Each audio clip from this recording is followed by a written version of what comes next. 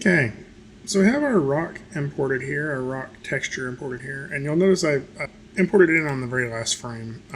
Just wasn't paying attention. So I can always drag it all the way back to the first frame of the animation, and that should give me this rock in every frame of our timeline here. And I can extend it further if I want to. So this doesn't seem very helpful yet, right? This feels just like we got this giant rock that's in front of everything. If I want to see my alien character here, who I'm calling Winslow, then we need to hide it. And I'm like, so what's the point of doing this, right? Now we already know because of hierarchy, I could drag this below Winslow. You see, we're getting some weird results if I do that. If I go to my node view, we should be able to see why. Let me expand that out. So in the node view, what has happened is our new ground node here is coming in below this comp that we had here. So I would need to put that above put that below all of the comp, pretty much below everything except for the stars. And so we got our stars here, and we can, there we go. So we could have the stars visible there, and the rock in front of it. But this doesn't really do us very much good. I mean, I can obviously scale this down. Scaling the wrong thing. Can obviously scale this down to be able to see the stars behind us, but it's not, and we could use this as like a texture or something like that. But what I'm wanting to actually do is start building a 3D terrain for this. And I know that this is a 2D program. So that's where I want to sort of show you that it has some capabilities of 3D as well. So to do this, I need to open up a new window just so you can see what's actually happening here. I'm rearranging. I'm going to go up here to where my node view is, hit plus, and I'm going to add a menu called Perspective, or a window called Perspective. So we'll see it right here. And so it looks for the most part the same, except now we have this perspective grid on the ground, and hopefully you're starting to see why we're doing this, right? It's because in 2D, in our camera view and in our drawing view, we are seeing just two axes. We're seeing X and Y, right? I did that. Yeah, X side to side and Y up and down. Well, every scene in Harmony also has a Z. It has a depth axis. And so we can see now that all of this has depth. It looks very much like Maya, except everything is sort of at the same spot in Z. It's right in the middle there, right? And right now if I click in here, I can move stuff, but it really, I hit spacebar, I can do this, but I'm really still just stuck looking at it in the same angle from here. So what I'm going to do is hold down Control and Shift and click, and that's going to let me tumble around, and you'll see that what I have now is all of these items sort of all on the same plane of existence here, right? And what Harmony will let us do is push things forward and back in space, so we have some things off in the distance. I'm going to go ahead and hide my ground plane right now.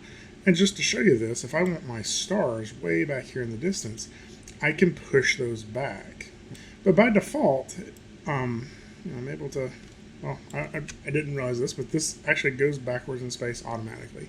If I go to my layer properties, I can move it back, but it's not necessarily a 3D object. I can just sort of sort it in Z depth. But I can enable 3D as well, and that gives me a little bit more control over this. And so I'll show you that here in a second of where we're going to use that. So I'm going to push my stars way back here, not like as far back as actual stars are. And again, to tumble, it's Control and Shift. But just push it back here pretty far, right? And then I'm going to scale that up. I'm going to use my scale tool here to make that enormous. And if I hold down Shift, now it should fill in my entire background, and it's way back there. Now, my ground plane, however, you notice, I feel like there's a spoiler there. By naming it ground, I've probably told you some of the plans I have with this. There's other things I could do with this too, though, so I'm just going to duplicate this really quick. I'm going to right-click on it, and we're going to hit Duplicate Selected Layer, and I'm just going to hide that one. But we're going to use our ground plane. And I'm just doing that so I have it at its origin point. So I'm just going to grab my ground plane. And again, I can move this around in Z depth already, right? But what I'm actually wanting to do is I'm wanting to rotate it down onto its back, right, onto the ground plane itself and make a floor out of this. And you'll see that by default, I am only able to rotate from side to side. So that's where this Enable 3D is going to allow us to rotate in all 3 axes. And I want to rotate this in the x-axis until it's flat. Now if I scroll down here, you can see my number here that I'm actually probably looking for is 90 or negative 90. I'm just going to go ahead and do negative 90. There we go. And so now it's perfectly flat. And if I go up here on my Y, I can click here and move this up and down until I get it down here to the floor plane, which appears to be just about like 10.6 or something. I'm trying to make sure it doesn't cover up too much of Winslow. 10.7 on the ground, right? And so now I have this ground plane, and I can also scale it, right? So I can scale it in X. I can scale it in Y. I can scale it in Z, but it doesn't do anything because that's just thickness, right? So I'm going to put this on both of them. Maybe do, let's try 3 by 3. So I'm just going to type 3, 3, and then I'm going to move it back in Z space just a little bit more. And so now I have this ground plane, if I click off there, that looks a little bit more like a moon, right? Now, I will say when I imported this in, if I went back to my colors here, you'll notice that my imported in vector palette came in with it, right? And so I can do some stuff to this, right? I can play around with the colors a little bit if I want to make it feel a little bit one color or not.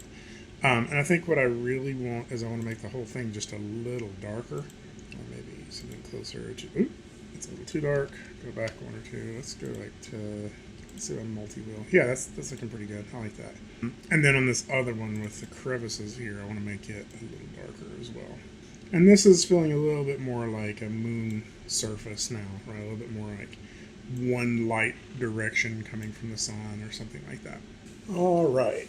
So as I did that, recognize I have my other ground plane that I created, and it's using these same color swatches. So one of the reasons I did this, I added this additional rock, is because I can use this same pattern in a couple of different places, right? So we'll call this, actually let's duplicate it again just so we have a few more, right? Just in case we need to use it again later.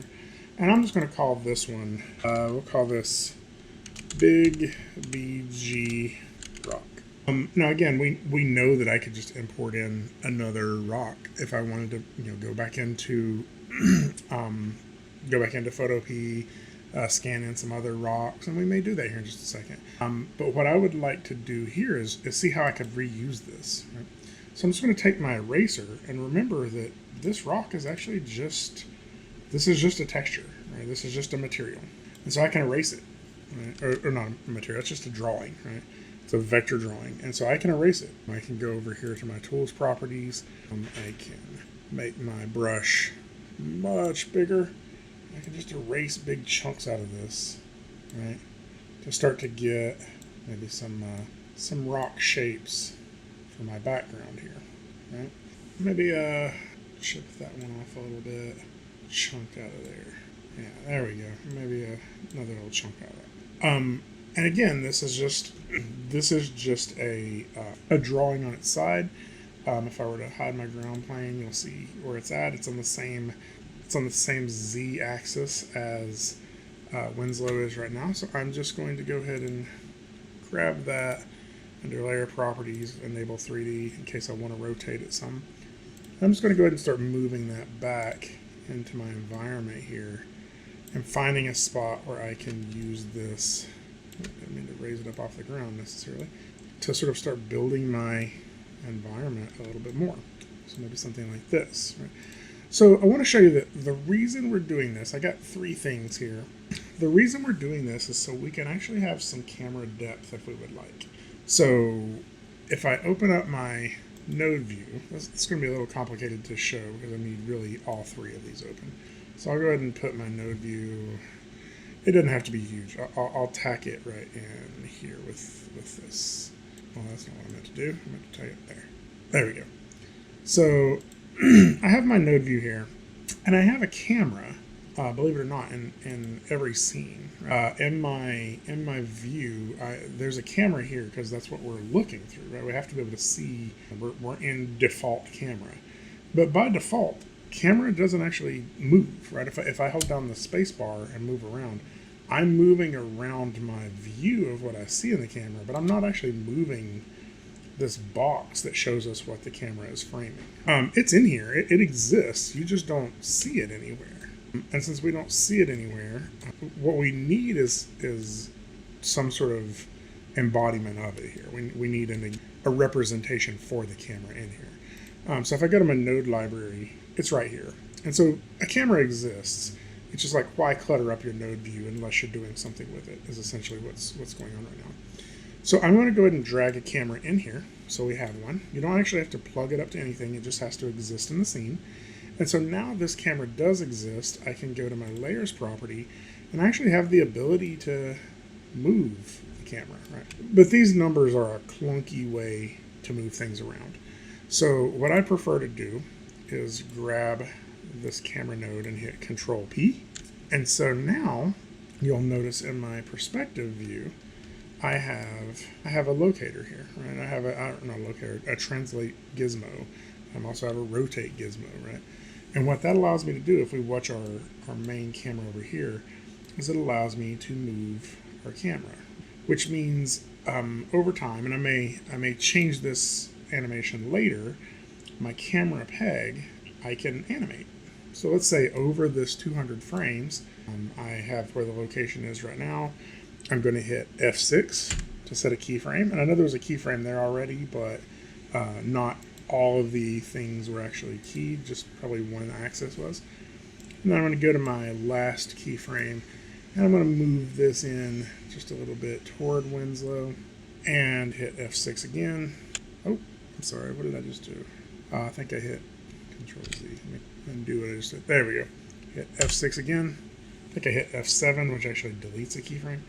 And so now you'll see I have this animation of my camera slowly pushing in.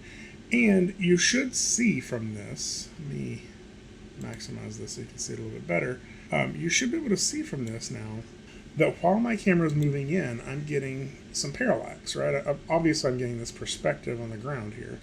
But Winslow is moving at a different speed than this rock is, and this rock is moving at a different speed than the stars in the background. And so that's going to give us a sense of depth. And so this is my early preliminary camera. I'm going to set up some more stuff in a few minutes here to maybe have some more complicated camera animations. But this will allow us to actually animate our camera. Even if we don't plan on using these 3D elements on this depth, it also gives us, like if we have a character running across a screen and we want to zoom in on them and follow them, right?